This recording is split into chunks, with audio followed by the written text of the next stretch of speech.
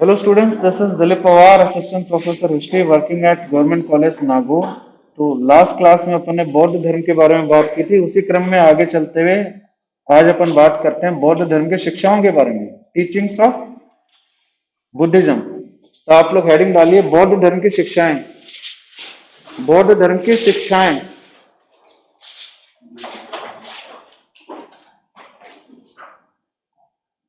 बौद्ध धर्म की शिक्षाएं। सबसे पहला है चार आर्य सत्य। चार आर्य सत्य। इसमें पहला आर्य सत्य कौन सा है? नंबर 1, दुनिया दुखों से परिपूर्ण है। पहला आर्य सत्य, दुनिया दुखों से परिपूर्ण है। दूसरा है, इन दुखों का एक कारण है। इन दुखों का एक कारण है, कारण, रीजन। इन दुखों का एक कारण है। तीसरा, वह कारण मानवीय इच्छाएं हैं। मानवीय इच्छाएं या तृष्णा। वह कारण मानवीय इच्छाएं ऑब्लिक तृष्णा है, तृष्णा, डिजायर। और चौथा, इच्छाओं को खत्म करके, इच्छाओं को खत्म करके, इच्छाओं को खत्म करके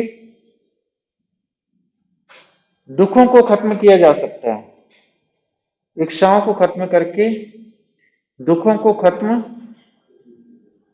किया जा सकता है। इच्छाओं को खत्म करके दुखों को खत्म किया जा सकता है। इसके बाद अपन बात करते हैं, 8 फोल्ड पाथ आपको किसी भी किताब में मिल जाएंगे। 8 फोल्ड पाथ के अष्टांग मार्ग है, मतलब 8 किस किस प्रकार के कार्य मनुष्य को करने चाहिए, अष्टांग मार्ग। उसके अंतर्गत देखो क्या आ रहा है, मेरे यहाँ पे इंग्लिश में लिखा हुआ है, इसका हिंदी में ढूंढना मुश्किल होगा। राइट बिलीफ, यानी मनुष्य के विचार सही होने चाहिए। बिलीफ, आस्था सही होनी चाहिए, विचार सही होने चाहिए। राइट कंडक्ट, मनुष्य का व्यवहार सही होना चाहिए, उसको बुरे व्यवहार नहीं करने चाहिए। राइट मेमोरी, मनुष्य की याददाश्त सही होनी चाहिए। नहीं, मैं लिखा नहीं रहा, इसको जस्ट बता रहा हूं आपको। किसी भी किताब में ये चीज मिल जाएगी। अष्टांग मार्ग कौन कौन से हैं? हाँ, राइट मेडिटेशन। राइट मेडिटेशन का मतलब है कि आपको सही प्रकार से ध्यान लगाना चाहिए। ध्यान, ध्यान मग्न आपको होना चाहिए। राइट मेडिटेशन का मतलब होता है ध्यान लगाना। राइट स्पीच, स्पीच का मतलब होता है सही प्रकार से वक्तव्य देना, ऐसी बात नहीं करना जिससे दूसरों को ठेस पहुंचे। और फिर इसके बाद है राइट थॉट, सही विचार रखना अपने दिमाग में। आपके विचार बिल्कुल सही होने चाहिए, विचार आपके बुरे नहीं होने चाहिए। राइट मीन्स ऑफ लिवलीहुड, यानी जो आपका जीविकोपार्जन का साधन है वो सही होना चाहिए। गलत रास्ता इस्तेमाल करके आप पैसा मत कमाओ, सही रास्ते से आप अपना जीवन निर्वाह करो। राइट मीन्स ऑफ लिवलीहुड, जीविकोपार्जन के साधन आपके सही होने चाहिए। राइट एक्शन, आपका कार्य हमेशा सही होना चाहिए। ठीक है, इसके बाद आगे लिखो आप 10 शिक्षाएं। 10 शिक्षाएं, शिक्षाएं, टीचिंग्स, 10 टीचिंग्स, 10 शिक्षाएं। इसके अंतर्गत, इसके अंतर्गत कभी झूठ नहीं बोलना। इसके अंतर्गत कभी झूठ नहीं बोलना, कौमा,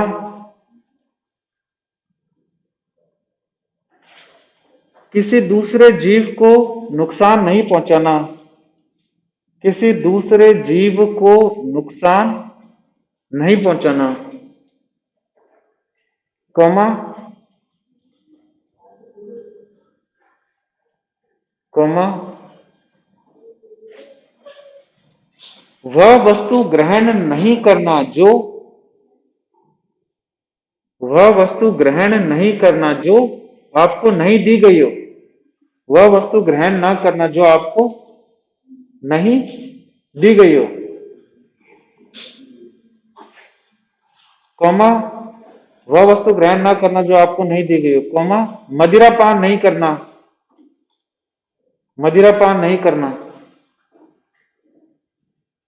मदिरा पान नहीं करना, कौमा आभूषण नहीं पहनना, आभूषण ज्वेलरी, आभूषण नहीं पहनना, आभूषण नहीं पहनना,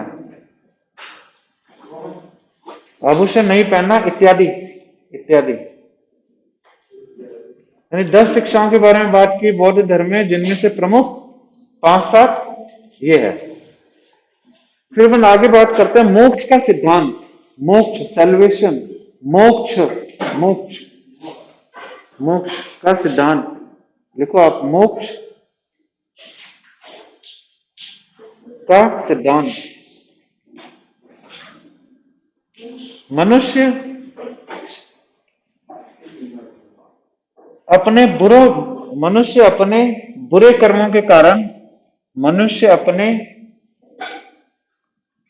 अपने बुरे कर्मों के कारण जीवन और मरण के चक्र में फंसा रहता है। मनुष्य अपने बुरे कर्मों के कारण जीवन और मरण के चक्र में फंसा रहता है। मोक्ष का तरीका इस चक्र को तोड़ना है, मोक्ष का तरीका इस चक्र को तोड़ना है, मोक्ष का तरीका इस चक्र को तोड़ना है, जो ज्ञान मार्ग के द्वारा संभव है। ज्ञान मार्ग के कारण संभव है। ज्ञान मार्ग, ज्ञान यानी ज्ञान के आधार पर आप मोक्ष की प्राप्ति कर सकते हो। कुल मिलाकर इन्होंने ये कहा, ज्ञान के आधार, ज्ञान मार्ग से संभव है।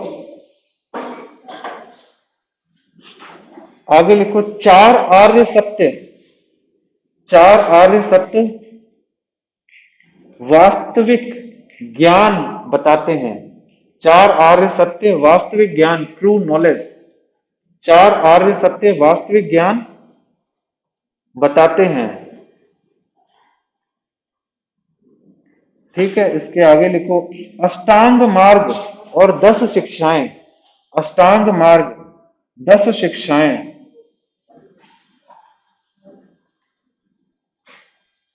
अष्टांग मार्ग और 10 शिक्षाएं इच्छाओं को खत्म करने का रास्ता बताते हैं। अष्टांग मार्ग और 10 शिक्षाएं इच्छाओं को खत्म करने का रास्ता बताते हैं। इन सभी की अनुपालना करने से, इन सभी की अनुपालना करने से निर्वाण मिलना संभव है। इन सभी की अनुपालना करने से निर्वाण संभव है। समझ आएगा निर्वाण कैसे मिलेगा? आपको ज्ञान मार्ग को अपनाना पड़ेगा, आपको 4 आर्य सत्य को अपनाना पड़ेगा, आपको अष्टांग मार्ग को अपनाना पड़ेगा, आपको बौद्ध धर्म की 10 शिक्षाओं को अपनाना पड़ेगा, तब आपको निर्वाण मिलेगा। मोक्ष इसी जीवन में लेना संभव है। मोक्ष इसी जीवन में लेना संभव है और मृत्यु पर महापरिनिर्वाण की प्राप्ति होती है। और मृत्यु पर महापरिनिर्वाण की आवश्यकता होती है। मृत्यु पर महापरिनिर्वाण की प्राप्ति होती है। महापरिनिर्वाण की प्राप्ति होती है, यानी मोक्ष तो आप इसी जीवन में ले सकते हो। जैसे गौतम बुद्ध को मोक्ष मिला था ना पीपल के पेड़ के नीचे, और मरने के पश्चात महापरिनिर्वाण की प्राप्ति होगी। दोनों अलग अलग। और मोक्ष का क्या मतलब है? जैसे मैंने समझाया है कि मोक्ष का मतलब है कि जन्म और मरण के चक्र से मुक्ति। इसका क्या मतलब हुआ? न तो इंसान पैदा होगा न वो मरेगा, इस चक्र से मुक्त हो गया। वास्तव में उसको मोक्ष की प्राप्ति होगी। वरना जब तक मोक्ष नहीं मिलता इंसान मरेगा, दोबारा पैदा होगा, जीवन में आएगा, फिर मरेगा, दोबारा पैदा होगा, तो जन्म मरण का चक्र उसके लिए चलता रहेगा कंटिन्यूअसली। जब ये चक्र टूटेगा तो ही मोक्ष की प्राप्ति हो सकती है। और मोक्ष की प्राप्ति कैसे होती है? ज्ञान मार्ग के माध्यम से, अष्टांग मार्ग के माध्यम से, 4 आर्य सत्य हैं उनके माध्यम से, हाँ, ज्ञान की प्राप्ति होती है। सुनो, मास्क कल आओ, मास्क पहन के आना, ठीक है? अतः मोक्ष लिखो आप लोग, अतः मोक्ष, चेयर बाहर से ले आओ, बाहर से ले आओ चेयर। वैसे भी मतलब नहीं है, क्लास खत्म हो रही है 5-10 मिनट के अंदर, 10 से 11 लगती है क्लास, हाँ 10 से लगती है, ठीक। अतः मोक्ष देवता के द्वारा प्रदत्त, अतः मोक्ष देवताओं के द्वारा प्रदत्त कोई वस्तु नहीं है। अतः मोक्ष देवताओं के द्वारा प्रदत्त देवी कोई वस्तु नहीं है। यह नहीं देवता आके आपको मोक्ष देंगे, ऐसा नहीं है। व्यक्ति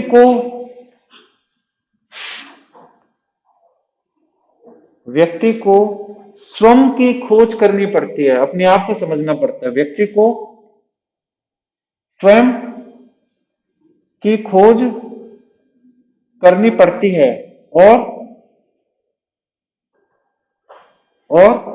मन की व्याकुलताओं पर विजय पानी होती है, और मन की व्याकुलताओं पर विजय पानी होती है। इसी के साथ ही हम अपना ये लेक्चर यहाँ पे समाप्त करते हैं। मुझसे जुड़ने के लिए आप लोगों का बहुत बहुत धन्यवाद।